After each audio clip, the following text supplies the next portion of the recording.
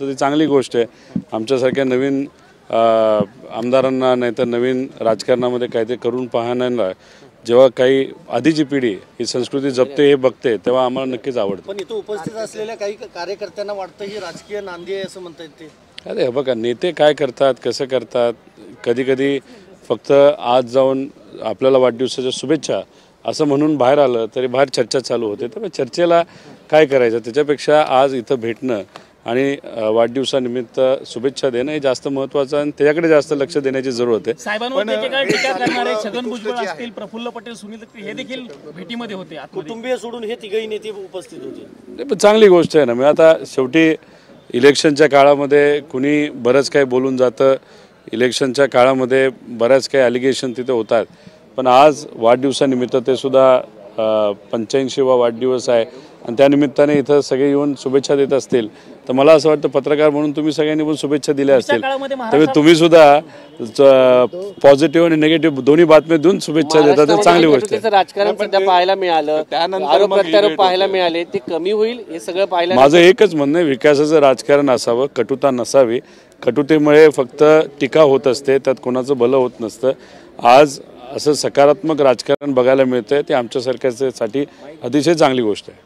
पण साहेबांनी आज भेट देत असताना म्हणजे एक जे पाहायला मिळालं की पवार कुटुंबियांचा एक सण होता जो एकत्र पाहायला मिळायचा पाडवा, आणि त्यानंतर यंदाचा पाडवा मात्र वेगवेगळा पाहायला मिळाला, नंतर आज वाढदिवसानिमित्त भेट झाली आहे, तर या सगळ्याकडे कसं पाहतो? वाढदिवसानिमित्त पूर्वीचा जे काही काळ होता ज्याच्यामध्ये आम्ही सर्वजण कुटुंब म्हणून राजकीय लोक नाही म्हणून पण कुटुंबीय म्हणून आम्ही जे भेटत होतो ती खऱ्या अर्थाने कुटुंब म्हणून चांगली गोष्ट होती।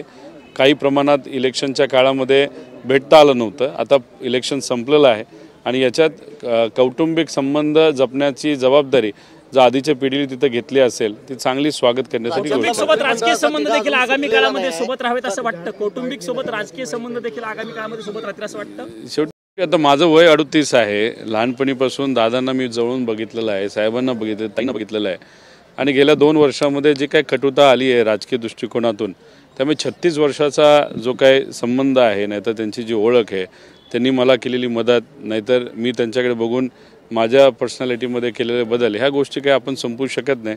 त्यामुळे कटुता असणं राजकारणासाठी कुठल्याही प्रकारचं म्हणजे भाजप विरुद्ध आम्ही असू नाही तर कुठल्याही विचाराच्या विरोधात असू, कटुता आली की तिथं फक्त टीका होते, त्यात काही लोकांचं भलं होत नाही।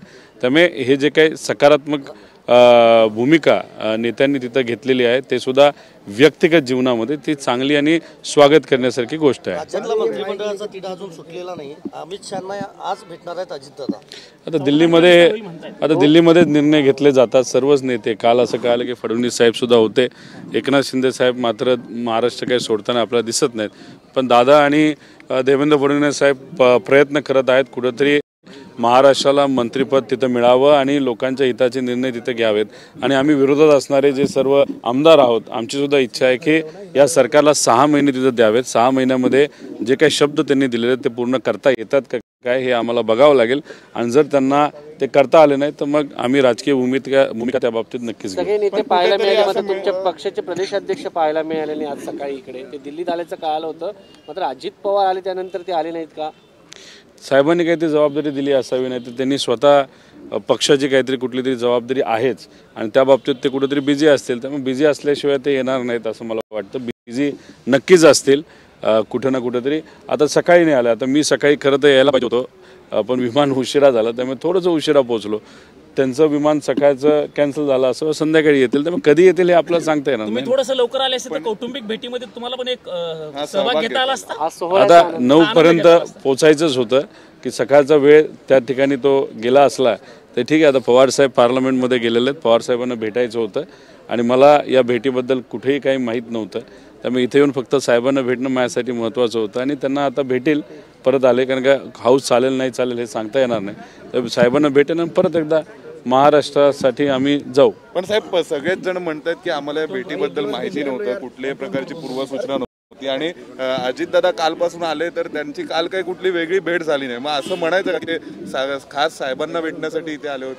नाही, मला माहित नाही, शेवटी योगायोग असतो। आता दिल्लीमध्ये गेले 6 महिने मी आलो नव्हतो, आलो आजच आलो आणि योगायोग बघा, दादा सुद्धा आज दिल्लीत आहेत, मी आहे, सुप्रियाताई आहेत, पवार साहेब सुद्धा आहेत, तो योगायोग। त्यामुळे राजकारणामध्ये योगायोग असतो, पण आज जे औचित्य आहे ते पवारसाहेबांचा वाढदिवस आहे आणि पवारसाहेबांच्या वाढदिवसानिमित्त इथं तुम्ही बघितलं तर अख्ख्या भारतातील लोक त्यांना शुभेच्छा देण्यासाठी आलेले आहेत.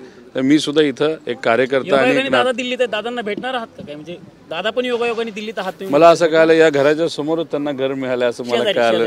शेजारी का कुठं का असं ना. मिळालं का मिळवलं?